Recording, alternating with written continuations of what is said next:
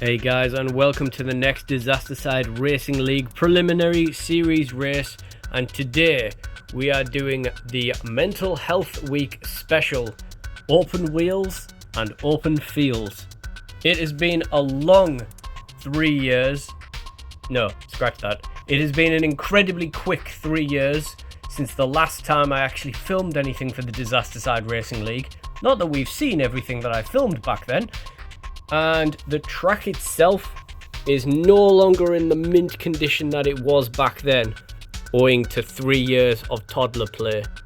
In retrospect, I should have picked my favourite of the two tracks and locked it away. We're using the barrel track today, the Rollout Raceway, because the multi-lane speed box, well, half of it is at my nephew's house. Work that out. He's stolen half of it. These are the competitors for today's race. I was going to do a coin flip to decide between these two knockoff brand cars which we were going to go for, but that was before I realised how bent this axle is. So we are just going to use the yellow one. And it adds a bit of colour differential, doesn't it? I did want to use the Medieval, but I can't find it. As regular viewers of Disaster Garage will know, I share some of these cars with my nephew, as I just mentioned. So that car could be under the sofa, down the sofa cushions, lost anywhere in the house, or more realistically, at his house. So I did have a quick look, but I couldn't find it. So we're just going to live without it. However, my copium on that is the argument that the Medieval is only half open wheel. So it's fine. And anyway, we'll see it when the Open Wheel League starts, assuming that I actually get some headway on this stuff. I mean, it even took me a while to find this, my childhood Ralf Schumacher Formula 1 car. I'd hidden it away somewhere, and then I didn't know where. And it was only out of pure coincidence that I looked in a box of odd bits and ends, and I had actually chucked it in there. And I found this one under the sofa, which wasn't mine, while I was looking for the Medieval. And I thought, well, we do need a fifth car now, so that'll do, rather than using both of these. And I do actually have another one of these somewhere, of the McLaren at the time. And you might be wondering, why didn't I just swap that out for the McLaren and have two different cars? And basically the answer to that one is, I wanted to use the Ralf Schumacher one. So we'll get into the profiles of these, and then we'll just get into the race. The first competitor today is the IndyCar Oval Course Racer. It's an innovation from the Hot Wheels Concepts department, weighs 31 grams, comes in a striking white, blue and orange colour scheme.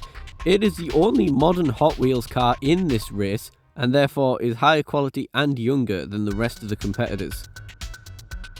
I don't remember a Team GB foray into Formula 1, but you're seeing the result of it right there. Created by Corgi for the 2012 Olympics, and a piece that I once referred to as surely a low point for Corgi. The Team GB racer weighs 19 grams and is definitely on the lower end of the build quality spectrum. For the only car in this race from the childhood collection, Ralf Schumacher drops in the BMW Williams from 2001.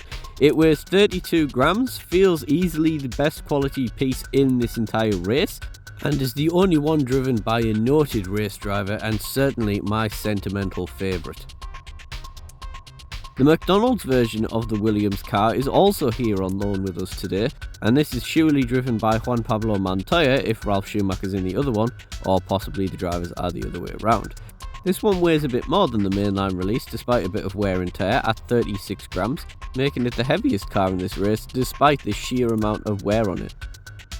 No one is owning up to having created the car that we're having to refer to as the F-Series, but it's not the lowest end unbranded model that we've ever seen. It's also not the lightest car in the race at 21 grams.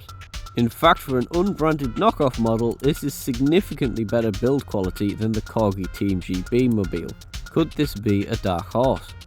So back down to trackside now, and the cars are taking their positions. The Team GB in that first lane, the F-Series in the second lane, the IndyCar Oval Racer in the middle, the F1 Beta and Ralf Schumacher in the end lane. And we are ready to go.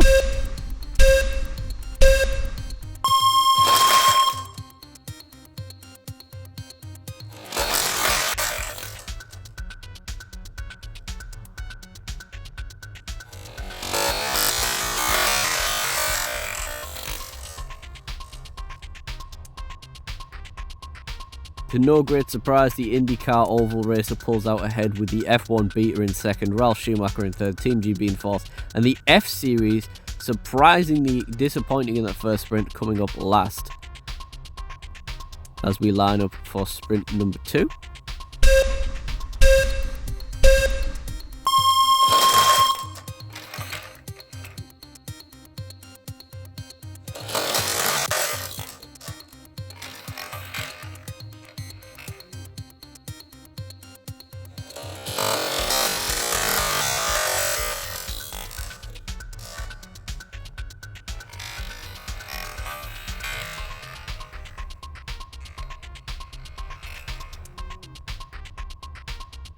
I think that one might be a little bit too wide for the track.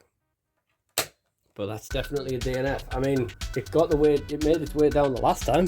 If you thought the F Series was disappointing in the last sprint, that's even worse in that one. The Williams beater must be making good use of its 4 or 5 gram weight advantage over Ralf Schumacher, IndyCar oval racer winning again.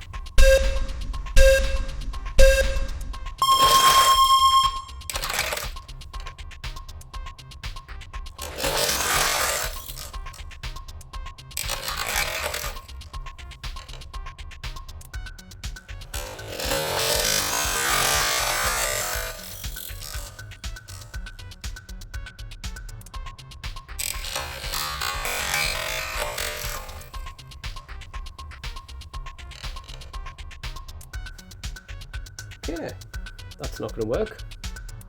What on earth did we just see? Just as I'm accepting that you get the same results on this track every time, Ralf Schumacher goes into business for himself and lurches ahead of everyone else to take the win. Another DNF for the F Series. Now if Schumacher could do that again, we've got a race in our hands.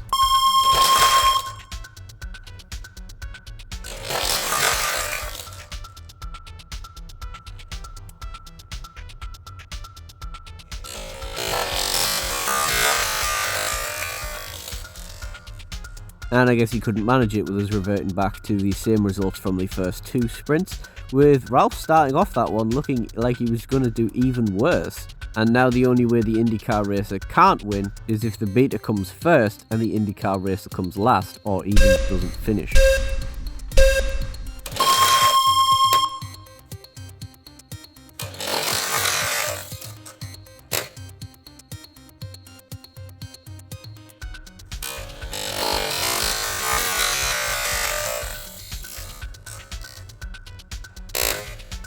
And aside from the IndyCar solidifying its place at the top of the table, what a weird sprint that was. Ralf Schumacher bottoming out, losing to the F Series, even allowing Team GB to get 2 points in a sprint, rather than the 1 courtesy point basically for showing up. I don't know, Ralph's a nice guy, maybe he just wanted other people to get something out of that last sprint. But that leaves us with a table looking like the sprints have all day, with the IndyCar racer at the top. Although it wasn't a complete whitewash, so that's good, that's more interesting, even if I am a bit confused by Ralf Schumacher's performance. But today's win goes to the IndyCar. Now, the Disaster Side Racing League is still in the early days of development, but we really would appreciate your support in that development, so if you did enjoy this, please do like, comment and subscribe, and check out the other available preliminary series races. And indeed, if you're watching this well into the future, there might be some other races out. And remember that Open Wheels and Open Fields is a Mental Health Week special on DSW Network, so remember to take care of yourself this week. That all being said, I really do appreciate you guys joining us as always, so thank you all for watching, and goodbye.